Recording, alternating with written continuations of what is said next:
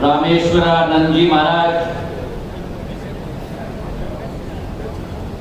हमारे सभी धर्मगुरुओं के चरणों में मैं शीश झुकाकर नमन करता हूं।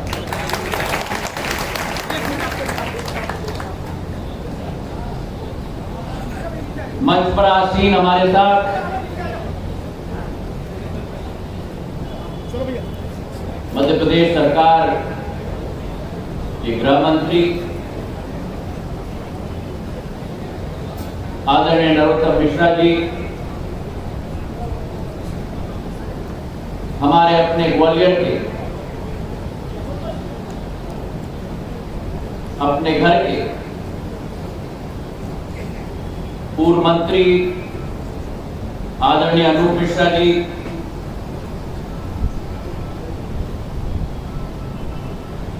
हमारे पांचों विश्वविद्यालय,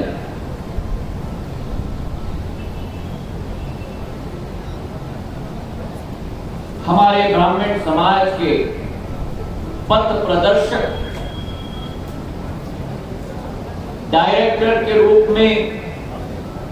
वाइस चांसलर के रूप में, ज्ञानदाता के रूप में अपनी जिम्मेदारी को निभा रहे हैं। संगीता शुक्ला जी, अविनाश तिवारी जी, अरविंद शुक्ला जी, साहित्य कुमार नाहर जी, आलोक शर्मा जी,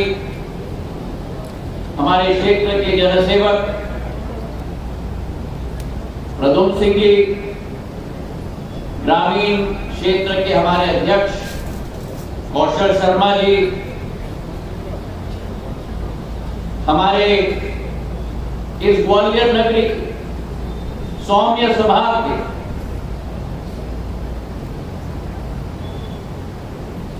जिनका एक सौम्यता का इतिहास रहा है, वेद प्रकाश शर्मा जी, इस कार्यक्रम कुशल कार्यक्रम के आयोजक संयोजक अशोक शर्मा साहेब, सुरेंद्र शर्मा जी, कल्याण श्रोती जी, दर्शन पाठक जी, बसंत शर्मा जी, राकेश नायक साहब, राजेश नायक साहब, देवेंद्र दुबे जी, पुरुषोत्तम भार्गव जी, रामबाबू कटारे साहब, महेश मुदगल जी, सुमन शर्मा जी और मंच आसीन और मेरे सामने बैठे मेरे समस्त ब्राह्मण समाज के मेरे महानुभावों को, मेरे गुरुजनों को मैं झुककर प्रणाम करता हूं और नमन करता हूं।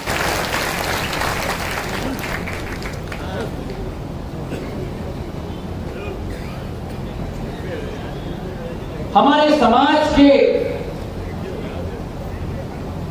दोनों सितारों ने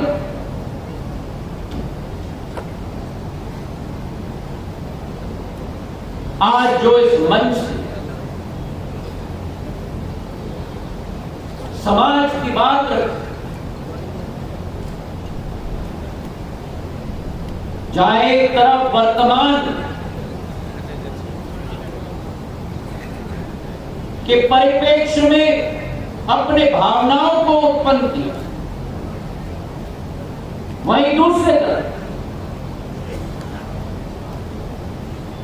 एक प्रफुल्लता के साथ धर्म, संस्कृति और विज्ञान का संगम किस तरीके से हमारे ब्राह्मण समाज ने सदियों से नहीं, दशकों से नहीं, जब से पृथ्वी की शुरुआत हुई है तब से अब तक उसका प्रचंड एक वक्तव्य इसमें से।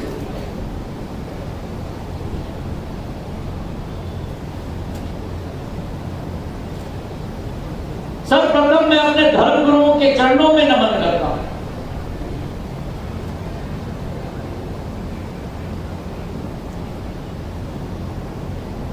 मैं अगर आप लोगों से एक निवेदन करूं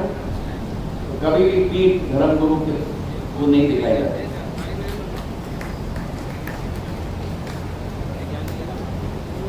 हमारे धर्मगुरु हैं, वे ऊपर हमारे ऊपर बैठकर, तख्त पर बैठकर हम लोग जमीन पर बैठे, वो उनका स्थान है, ये हमारा स्थान है।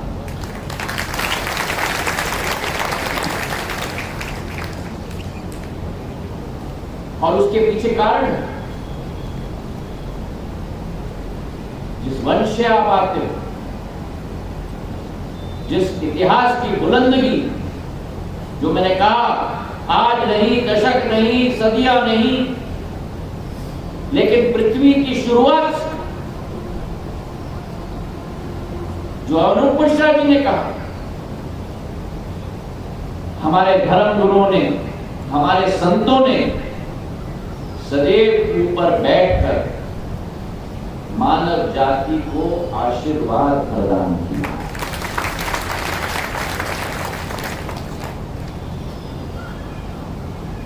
जब कठिनाई का समय हो,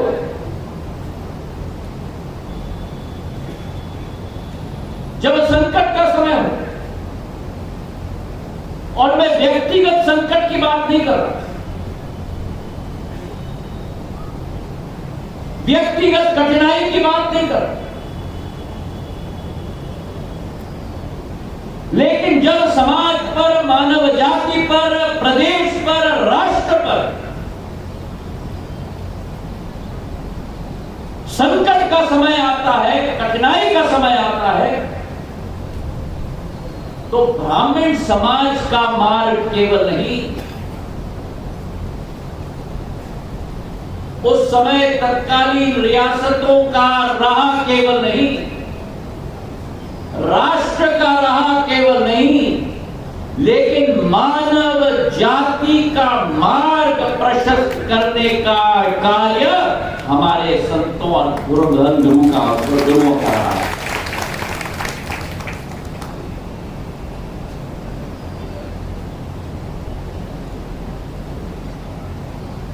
ब्रह्म विष्णु महेश आपके समाज का स्थान पृथ्वी बनाने का स्थान,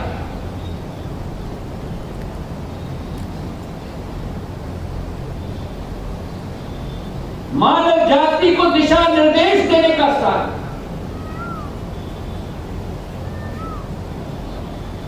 और इसलिए एक साधारण मनुष्य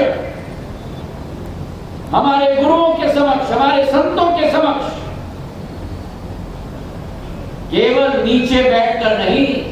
लेकिन साष्टांग नमस्कार करके आशीर्वाद ग्रहण करके,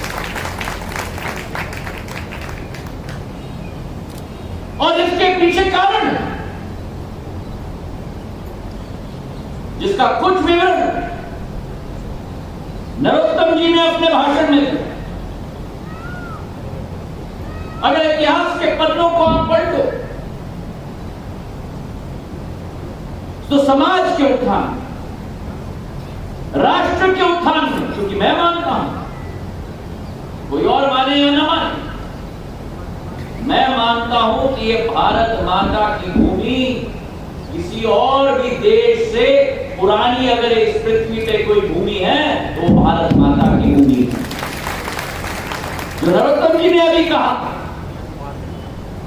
केवल धर्म के क्षेत्र में नहीं, केवल संस्कृति के क्षेत्र में नहीं, केवल अध्यात्म के क्षेत्र में नहीं, लेकिन विज्ञान के क्षेत्र में, मानव जाति की प्रगति और विकास के क्षेत्र में अगर किसी भी पृथ्वी का भाग की अग्रणी भूमिका रही है तो भारत माता की भूमिका रही है। और इतिहास के आप पन्नों को पलटो, अगर कुर्बानी, बलिदान, मार्ग प्रशस्त करने का सबसे उत्कृष्ट उदाहरण आपको मिलेगा तो महर्षि दधीची का उदाहरण आप लोगों को अपनी जिंदगी में मिलेगा। हमारे सप्तऋषि में से उनकी जिंदगी, हर एक इस पृथ्वी पर बैठा हुआ व्यक्ति अगर उनके दिखाए हुए रथ पथ पे चले तो जो जीवन का उद्देश्य है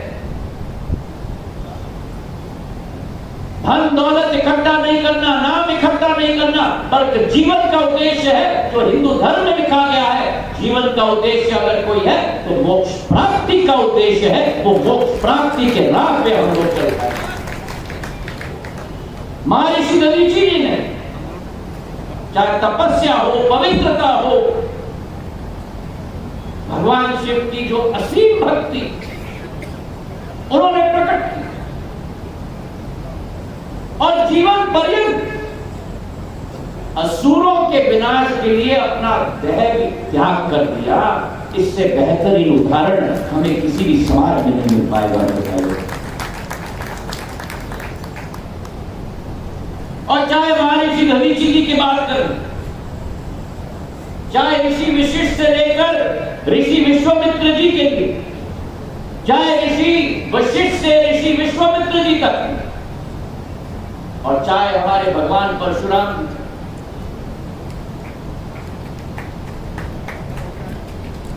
उनका जो चित्र कोई इस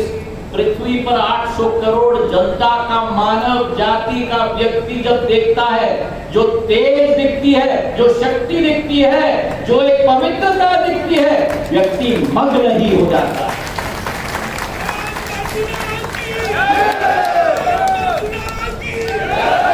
अरे बोलना है तो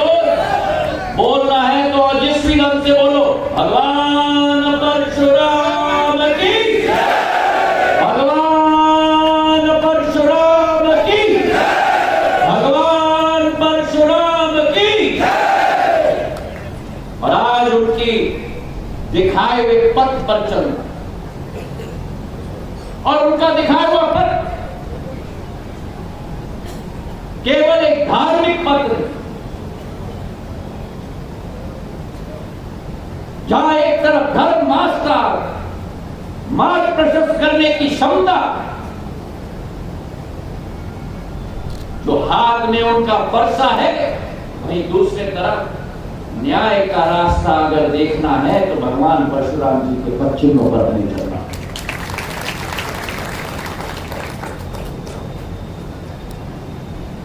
तो आज मेरे भाइयों बहनों, हमारे धर्म गुरु, हमारे संतों के इतिहास में आप, और जो अनूप जी ने अपने भाषण में कहा,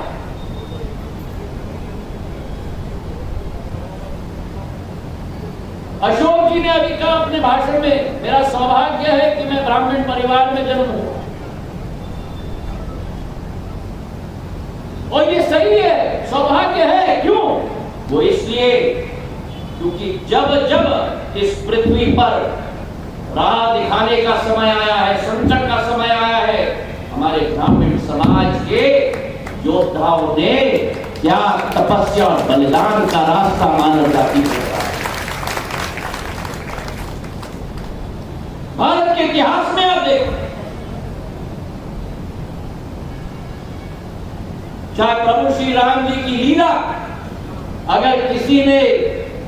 प्रफुल्लता और सुंदरता से लिखी तो हमारे गोस्वामी तुलसीदास जी ने लिखी। और आज भी जब मैं बैठा था, नरोत्तम जी ने अपने पॉकेट से एक छोटी किताब निकाली,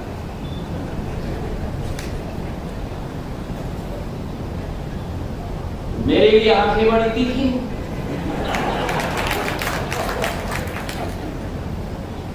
जैसे जैसे नरोत्तम जी मेरे पास बैठते जाएंगे वो भी जानते जाएंगे।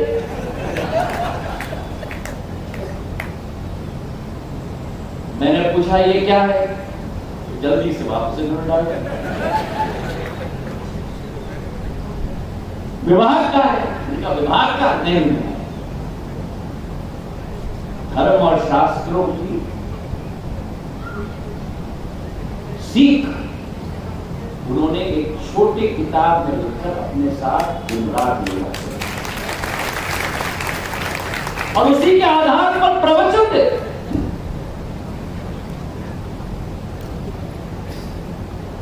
ये राजनीतिज्ञों में पाना आसान नहीं है।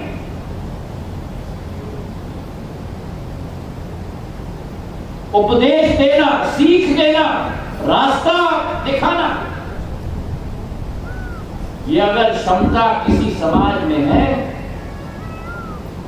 तो मेरे गुरुजनों के ब्राह्मण समाज में।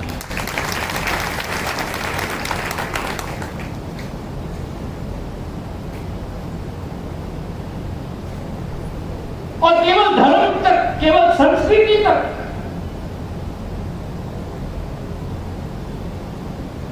केवल कविता तक, केवल धर्म ग्रंथ तक, केवल प्रवचन तक मेरा ब्राह्मण समाज सीमित नहीं। जो देश में आजादी की लड़ाई लड़ी गई, उस समय में देश की 30 करोड़ जनता को मार दिखाने के लिए अगर कोई निकला, हाथ में पर्ची, मन में त्याग, मस्तिष्क में बलिदान की सोच, हमारे समाज के मंगल पांडे, चंद्रशेखर आजाद और बाल गंगाधर तिलक जैसे हमारे हस्ती में। और ये तो वर्तमान की बात हो,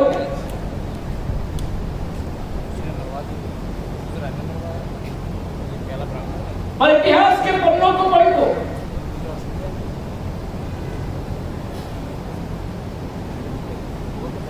और आज अशोक शर्मा जी ने मुझे ये पगड़ी पहनाई,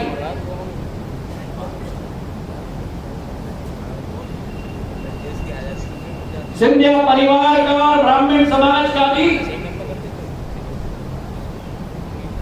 एक पारिवारिक रिश्ता अगर मैं कहूं तो वो उचित नहीं होगा। एक खून का रिश्ता रहा है, एक बलिदान का रिश्ता रहा है।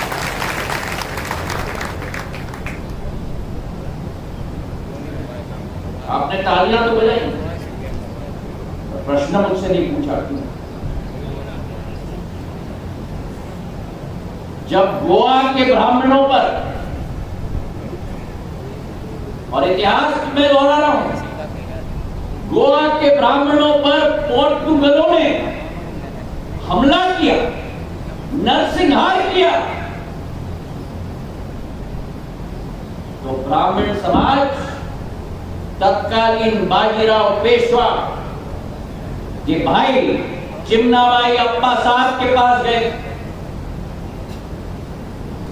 और उस समय चिमनाबाई अप्पा साहब ने उन्हें आश्वस्त किया कि पेशवाई घराना आपका संरक्षण करेगा, लेकिन मराठा साम्राज्य का वो तलवार गोवा के ब्राह्मण समाजों की रक्षा करने के लिए बाजीराव पेशवा जी के भाई चिमनाबाई अप्पा जी ने मेरे पूर्वज राणोजी महाराज ने भगवा के हाथों में वो भगवा तलवार दिया और राणोजी महाराज ने गोवा में जाकर पोर्तुगलों का अंत करके ब्राह्मण समाज का संरक्षण किया।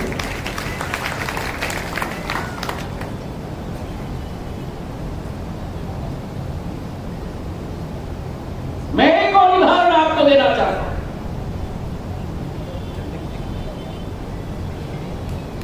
और इस मंच से इतिहास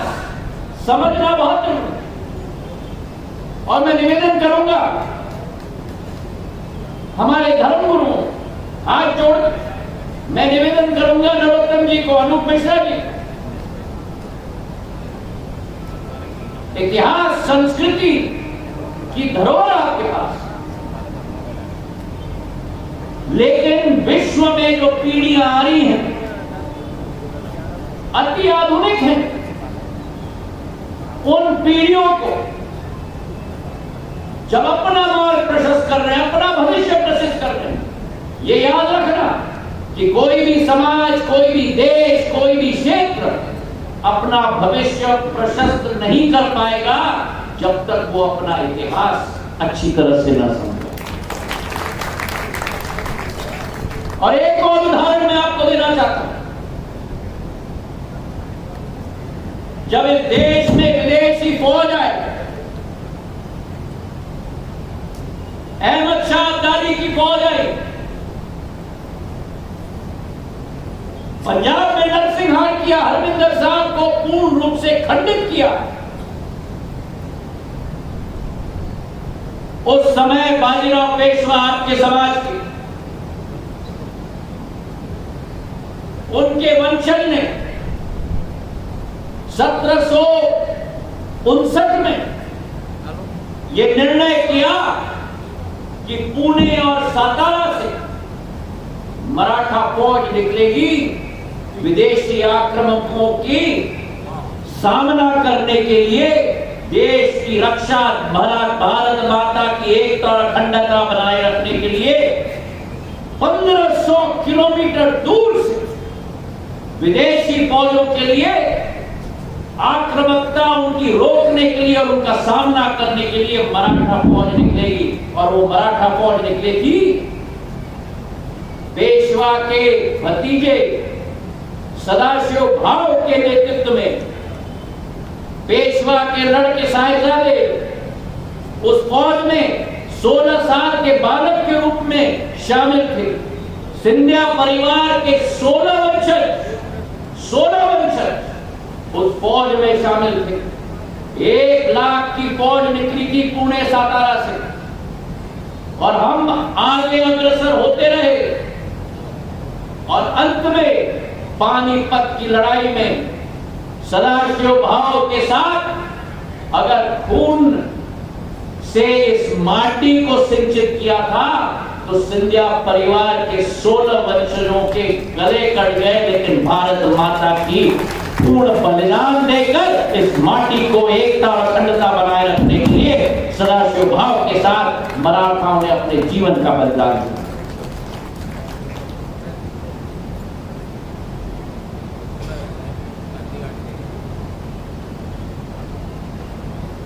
मेरे रोंगटे खड़े हो जाते हैं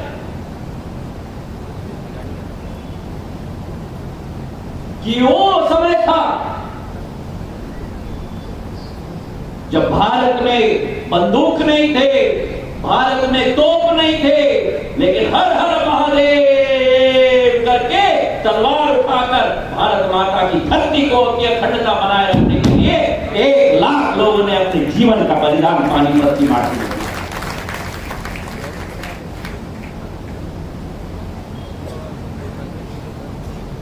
और संयोग देखो,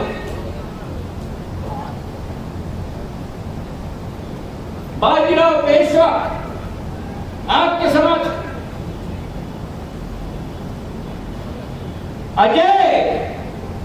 योद्धा, कभी कोई युद्ध न हारा हो।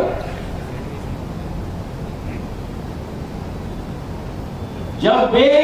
भगवान के दरबार में और भगवान के लोक में गए तो उनकी अंत्योष्टि भी हमारे मध्य प्रदेश के निमाड़ क्षेत्र में रावेर खेड़ी में हुई। और आज उस रावेर खेड़ी में बाजीराव महाराज की जो छतरी बनी है, मैं भी बहुत चुप हो गया जब 10 साल पूर्व 15 साल पूर्व पहली बार मैं वहां गया। बाजीराव पेशवा की वहां जो छतरी बनी है, वो छतरी की स्थापना, छतरी बनाने का कार्य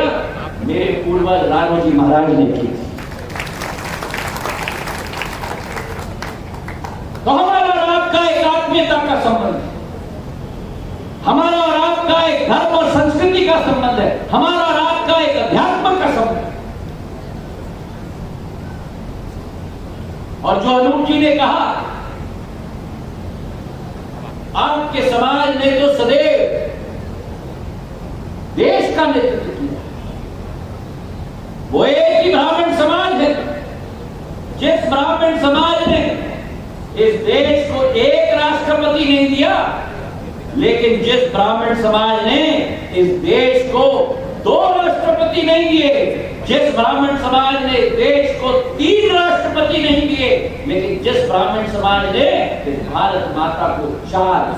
राष्ट्रपति दिए। तालियों की गड़गड़ाहट होनी चाहिए। चाहे शंकर दयाल शर्मा जी हो, प्रणब मुखर्जी साहब हो, चाहे वीवी गिरी साहब हो,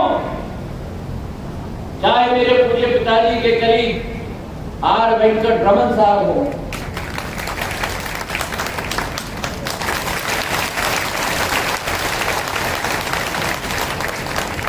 और जहां एक तरफ आपके समाज ने देश को 4 राष्ट्रपति दिए हैं, वहीं दूसरे तरफ आपके समाज ने इस देश को एक नहीं लेकिन 2 प्रधानमंत्री दिए, चाहे मोरारजी देसाई जी हो और चाहे आपके करीब तो हैं, लेकिन मैं हक से इस मंच से कह रहा हूं, मेरे परिवार के सदस्य हैं मेरे अपने अटल बिहारी वाजपेयी, और मैं आपको साथ साथ कह दूं, इसलिए नहीं क्योंकि अनूप जी इस मंच पे बैठे हुए, एक ऐसा व्यक्तित्व का धनी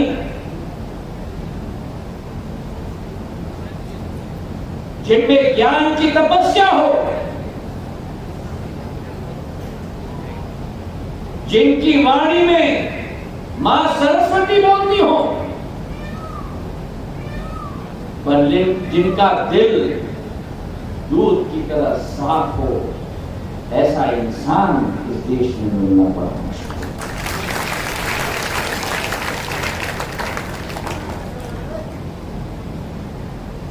और इसलिए जिस दिन वे हमें छोड़ के गए,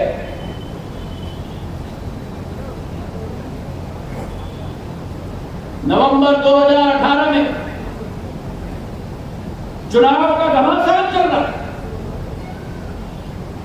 चुनावी घमासान चल रहा था, मैं वहां था, रायसेन में बड़ी राजनीतिक सभा चल रही थी, लेकिन जब दुखद सूचना ऐसे मंच पर ऐसे छोटे पर्ची पर लिखकर मुझे आया, मैंने वहीं सभा को समाप्त नहीं की, सभा को राजनीतिक भाषण बंद करके 20 मिनट मैं अपने अटल जी पर बोला। कांग्रेस की सभा में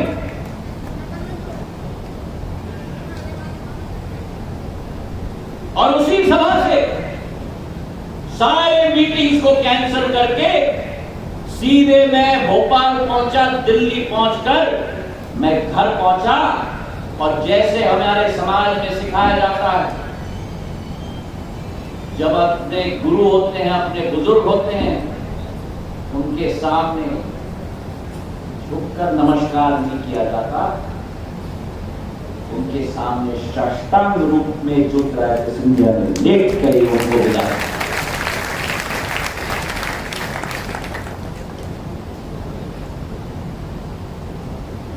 ऐसे बिरला व्यक्ति मिलना आसान नहीं,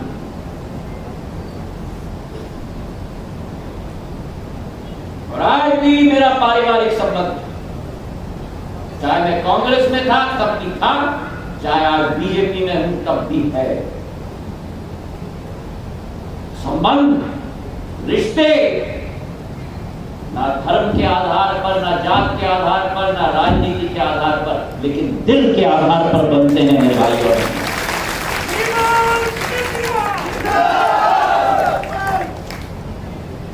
और मैं अनुयायी हूं आपके समाज का, और इसलिए आज इस मंच पर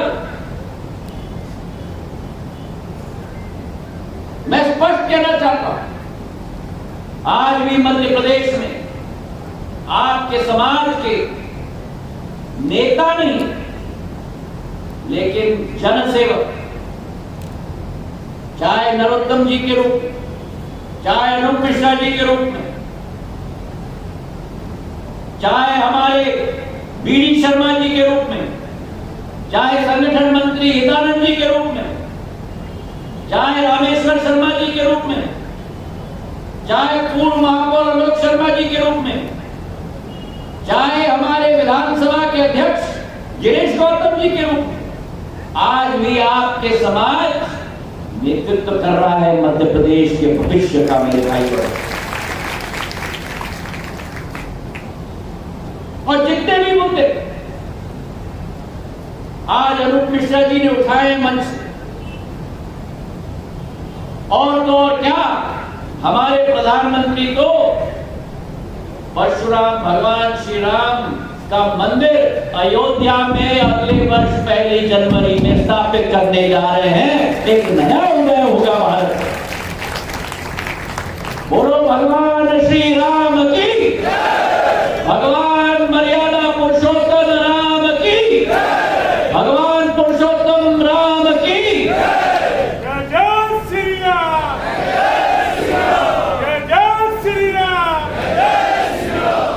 और मैं विश्वास दिलाना चाहता हूं, हमारा समाज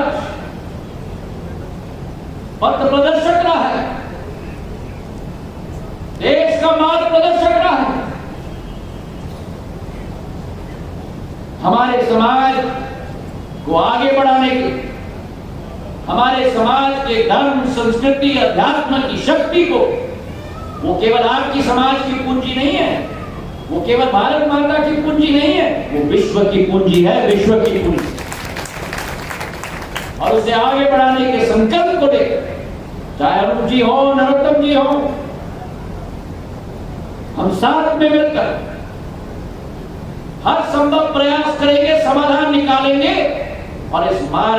इस समाज का मार्ग प्रशस्त करने के लिए योगदान पूर्ण रूप से मैं दूंगा। इन्हीं शब्दों के साथ जय